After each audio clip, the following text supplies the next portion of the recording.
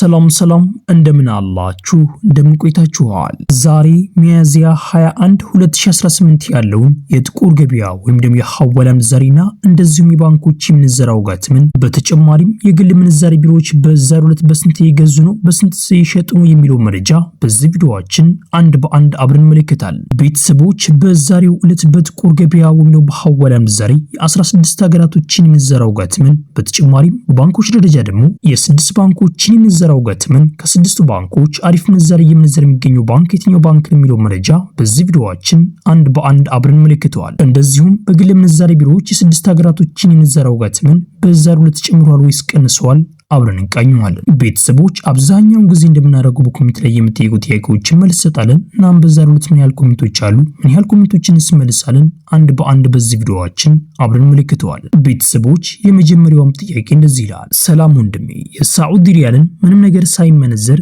መላክ ይቻላል? እንደዚሁም ደግሞ መላክ ከተቻለም ደግሞ ማስቀመጥስ ይቻላል እንዴ? እንደዚሁም ይቻላል ካልከኝ ደግሞ በየትኛው ባንክ ብሎ ጠይቀዋል። ቤተሰቦች ይህን ነገር በደንብ እንመልከተው። ለምሳሌ እናንተ የኖርማል አካውንት ካላችሁ ማለትም የብር አካውንት ካላችሁ ወደዛ የብር አካውንት 100 የሳዑዲ ሪያል ሊላክ ነው ቢባል ይህም ገንዘብ የሚላከው ወደ ኢትዮጵያ ንግድ ባንክ ከሆነ የተነገራችሁት የኢትዮጵያ ንግድ ባንክ አንድ የሳዑዲ ሪያል በአሁኑ ሰዓት ላይ በስንት እየመነዘረም እንደሆነ ታጣሩና ወደ አካውንታችሁ ገንዘቡ ይገባል ማለት ነው። ወደ አካውንታችሁ የሚገባው ግን በብር እንጂ በሳዑዲ ሪያል እንደማይገባም በዚሁ ገልጽላችኋለሁ። እንደዚሁም የዶላር አካውንት ካላችሁ ደግሞ የዶላር አካውንታችሁ ላይ የሳዑዲ ሪያልም ሆነ የዱባይ ድርሃም ሆነ እንደዚሁም በአጠቃላይ በተለያዩ ሀገራት ያላችሁ እህትና ወንድሞቻችን ገንዘባችሁን ወደ ዶላር አካውንት በምትልኩበት ሰዓት ያ ገንዘብ ወደ ዶላር አካውንታችሁ እየገባም እንደሆነ በዚሁ ገልጽላችኋለሁ። በዚሁ ልገልጽላችሁ የምፈልገው የዶላር አካውንት እንጂ የሳዑዲ ሪያል አካውንት ተብሎ የተከፈተ እስካሁን ድረስ በባንኮች ደረጃ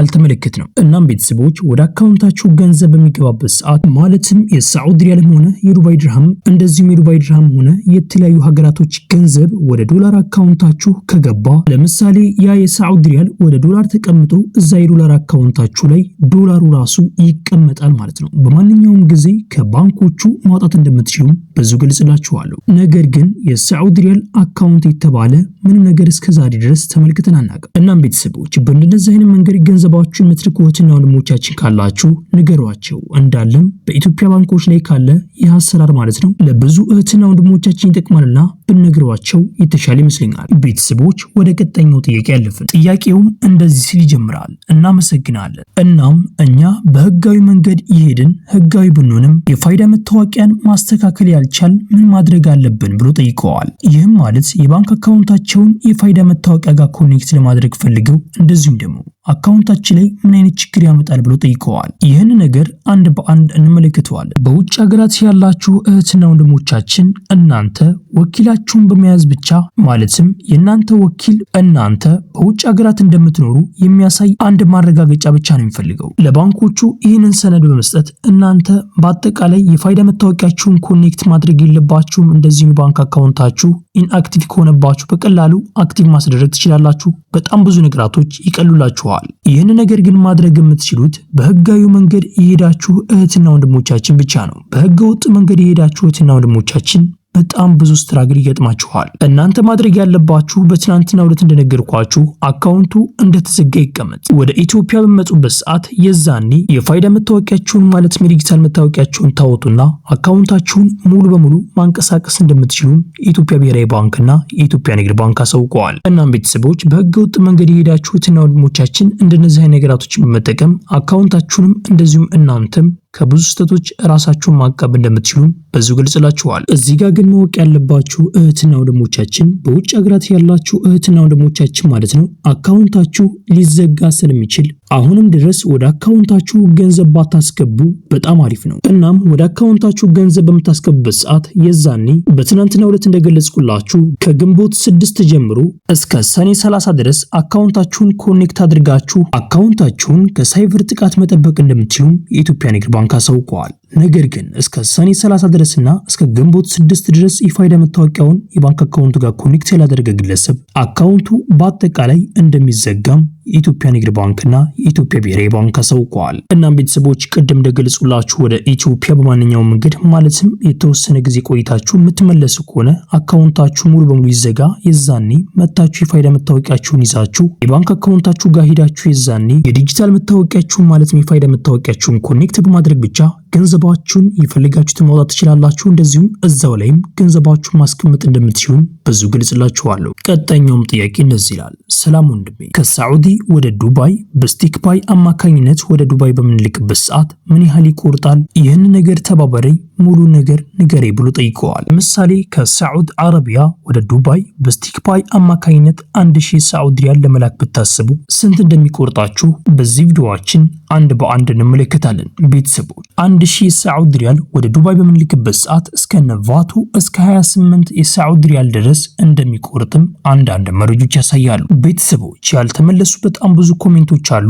እነዛን ኮሜንቶች በቀጣይ ቪዲዮአችን ወይም ደግሞ በዛኛው ቻናላችን እንመለከታቸዋለን። ቤተሰቦች ይሄ ቪዲዮ ሌላ ኢትዮጵያውያኖቻችን ይጠቅማል ብላችሁ ካሰባችሁ ይሄን ቪዲዮ ሼር አድርጉላቸው። እንደዚሁም ደግሞ ቪዲዮውን ላይክ ማድረግ ሌላ ኢትዮጵያውያኖቻችን ጋር ተደራጅተው ማድረግ ትችላላችሁ። ቻናላችን ሰብስክራይብ በማድረግ ደግሞ ቀጣይ የምለቃችሁ ቪዲዮዎች በፍጥነት እንድርሳችሁ ማድረግ ትችላላችሁ። ያላችሁን ማሰብ በኮሜንት ላይ ጻፉልኝ። ጥያቄም ካላችሁ በኮሜንት ላይ አሳውቁኝ። የምናውቁ ከሆነ እንመስላችኋለን። ቤተሰቦች ቪዲዮ ላይክ ያድርጋችሁ እስከ ቪዲዮ መጨረሻ አብራችሁን ቆዩ። በቅድሚያም የምናገኘው አንድ አሜሪካን ዶላር በአሁኑ ሰዓት ላይ በጥቁር ገበያ ሐዋላ ምንዛሬ እየተመነዘረበት ያለው ዋጋ 186 ብር ከ98 ሳንቲም እየተመነዘረ ሲሆን 100 የአሜሪካን ዶላሮች ደግሞ 18698 ብር በጥቁር ገበያ ወይም ደግሞ በሐዋላ ምንዛሬ በዛሬው ዕለት ሲመነዘር ይውላል። የአሜሪካን ዶላርን በአሁኑ ሰዓት ላይ በጣም በከፍተኛ ዋጋ እየመነዘረ የሚገኘው ባንክ የአምሃራ ባንክ ነው። የአምሃራ ባንክ አንድ የአሜሪካን ዶላር በአሁኑ ሰዓት ላይ ገዛበት ያለው ዋጋ 154 ብር ከ51 ሳንቲም እየገዛ ሲሆን እየሸጠበት ያለው ዋጋ ደግሞ 157 ብር ከ60 ሳንቲም እነሱ ይሸጣሉ። የኢትዮጵያ ንግድ ባንክ አንድ የአሜሪካን ዶላር በአሁኑ ሰዓት ላይ ገዛበት ያለው ዋጋ 153 ብር ከ36 ሳንቲም እየገዛ ሲሆን እየሸጠበት ያለው ዋጋ ደግሞ 156 ብር ከ43 ሳንቲም እነሱ ይሸጣሉ። የግል ምንዛሬ ቢሮዎች በአሁኑ ሰዓት ላይ አንድ የአሜሪካን ዶላር እየገዙበት ያለው ዋጋ 176 ብር ከ00 ሳንቲም እየገዙ ሲሆን እየሸጡበት ያለው ዋጋ ደግሞ 179 ብር ከ52 ሳንቲም እነሱ ይሸጣሉ። በቀጣይ የምናገኘው አንድ ዩሮ በአሁኑ ሰዓት ላይ በጥቁር ገበያ ሐዋላ ምንዛሬ እየተመነዘረበት ያለው ዋጋ 218 ብር ከ78 ሳንቲም እየተመነዘረ ሲሆን 100 ዩሮዎች ደግሞ 21878 ብር በጥቁር ገበያ ሐዋላ ምንዛሬ በዛሬው ዕለት ሲመነዘር ይውላል። በቀጣይ የምናገኘው አንድ ስዊስ ፍራንክ በአሁኑ ሰዓት ላይ በጥቁር ገበያ ሐዋላ ምንዛሬ እየተመነዘረበት ያለው ዋጋ 236 ብር ከ82 ሳንቲም እየተመነዘረ ሲሆን 100 የስዊስ ፍራንኮች ደግሞ 23682 ብር በጥቁር ገበያ ሐዋላ ምንዛሬ በዛሬው ዕለት ሲመነዘር ይውላል። በቀጣይ የምናገኘው አንድ ካናዳ ዶላር በአሁኑ ሰዓት ላይ በጥቁር ገበያ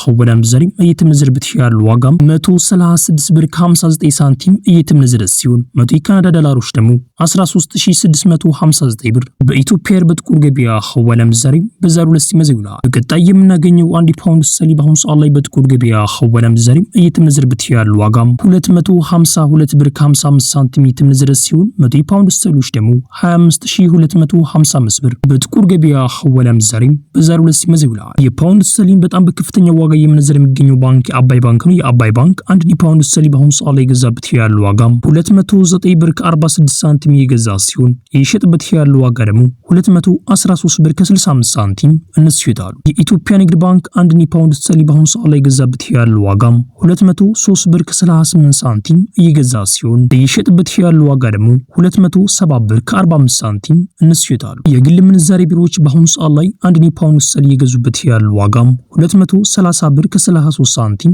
እየተመነዘረ ሲሆን እየተሸጠበት ያለው ዋጋ ደግሞ 234 ብር ከ93 ሳንቲም እነሱ ይሸጣሉ። በቀጣይ የምናገኘው አንድ ኪዩት ዲናር በአሁኑ ሰዓት ላይ በጥቁር ገበያ ሐዋላ ምንዛሬ እየተመነዘረበት ያለው ዋጋ 608 ብር ከ41 ሳንቲም እየተመነዘረ ሲሆን 100 የኪዩት ዲናሮች ደግሞ 60841 ብር በኢትዮጵያ በጥቁር ገበያ ሐዋላ ምንዛሬ በዛሬው ዕለት ሲመነዘር ይውላል። የኪዩት ዲናርን በአሁኑ ሰዓት ላይ በጣም በከፍተኛ ዋጋ እየመነዘረ የሚገኘው ባንክ የኦሮሚያ ባንክ ነው። የኦሮሚያ ባንክ አንድ የኪዩት ዲናር በአሁኑ ሰዓት ላይ ገዛበት ያለው ዋጋ 504 ብር ከ93 ሳንቲም እየተገዛ ሲሆን እየተሸጠበት ያለው ዋጋ ደግሞ 515 ብር ከ03 ሳንቲም እነሱ ይሸጣሉ። በቀጣይ የምናገኘው አንድ የዱባይ ድርሃም በአሁኑ ሰዓት ላይ በጥቁር ገበያ ሐዋላ ምንዛሬ እየተመነዘረበት ያለው ዋጋም 50 ብር ከ90 ሳንቲም እየተመነዘረ ሲሆን 100 የዱባይ ድርሃሞች ደግሞ 5090 ብር በኢትዮጵያ በጥቁር ገበያ ሐዋላ ምንዛሬ በዛሬው ዕለት ሲመዘው ይላል። የዱባይ ድርሃምን በጣም በከፍተኛ ዋጋ እየመነዘረ የሚገኘው ባንክ የአዋሽ ባንክ ነው። የአዋሽ ባንክ አንድ የዱባይ ድርሃም በአሁኑ ሰዓት ላይ እየገዛበት ያለው ዋጋም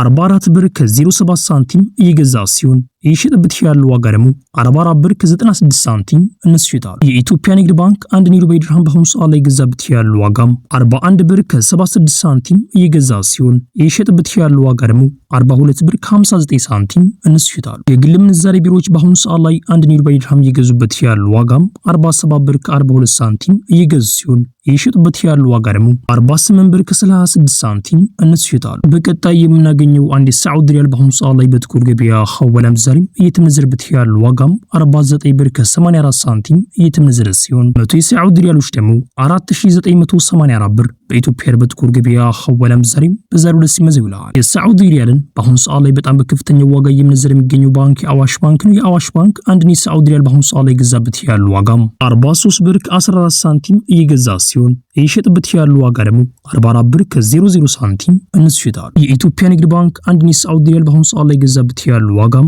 40 ብር ከ89 ሳንቲም እየገዛ ሲሆን የሸጠበት ያለው ዋጋ ደግሞ 41 ብር ከ70 ሳንቲም እነሱ ይሸጣሉ። የግል ምንዛሬ ቢሮዎች በአሁኑ ሰዓት ላይ አንድ የሳዑዲ ሪያል እየገዙበት ያለው ዋጋም 46 ብር ከ26 ሳንቲም እየተገዛ ሲሆን እየተሸጠበት ያለው ዋጋ ደግሞ 47 ብር ከ18 ሳንቲም እነሱ ይሸጣሉ። በቀጣይ የምናገኘው አንድ ኦማን ሪያል በአሁኑ ሰዓት ላይ በጥቁር ገበያ ሐዋላ ምንዛሬ እየተመነዘረበት ያለው ዋጋም 486 ብር ከ35 ሳንቲም እየተመነዘረ ሲሆን 100 የኦማን ሪያሎች ደግሞ 48635 ብር በኢትዮጵያ በጥቁር ገበያ ሐዋላ ምንዛሬ በዛሬው ዕለት ሲመዘው ይላል። በቀጣይ የምናገኘው አንድ የጆርዳን ዲናር በአሁኑ ሰዓት ላይ በጥቁር ገበያ ሐዋላ ምንዛሬ እየተመነዘረበት ያለው ዋጋም 263 ብር ከ67 ሳንቲም እየተመነዘረ ሲሆን 100 የጆርዳን ዲናሮች ደግሞ 26367 ብር በኢትዮጵያ በጥቁር ገበያ ሐዋላ ምንዛሬ በዛሬው ዕለት ሲመዘው ይላል። በቀጣይ የምናገኘው አንድ የባህሪን ዲናር በአሁኑ ሰዓት ላይ በጥቁር ገበያ ሐዋላ ምንዛሬ እየተመነዘረበት ያለው ዋጋም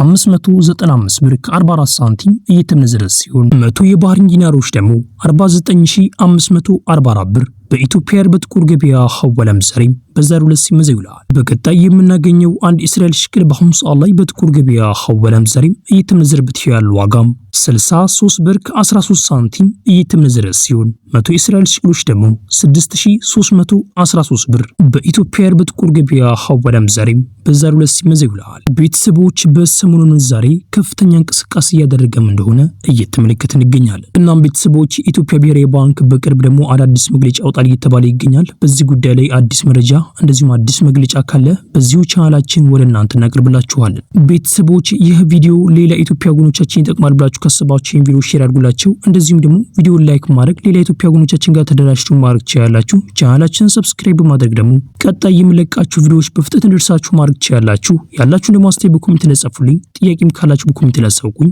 የምናውቁ ከሆነ እንመስላችኋለን። ቤተሰቦች ቪዲዮ ላይክ ማድረጋችሁን እንዳትዘነጉ። ኢንሻአላህ በቀጣይ ቪዲዮ እስከምንገናኝ ቸር ቆዩልኝ።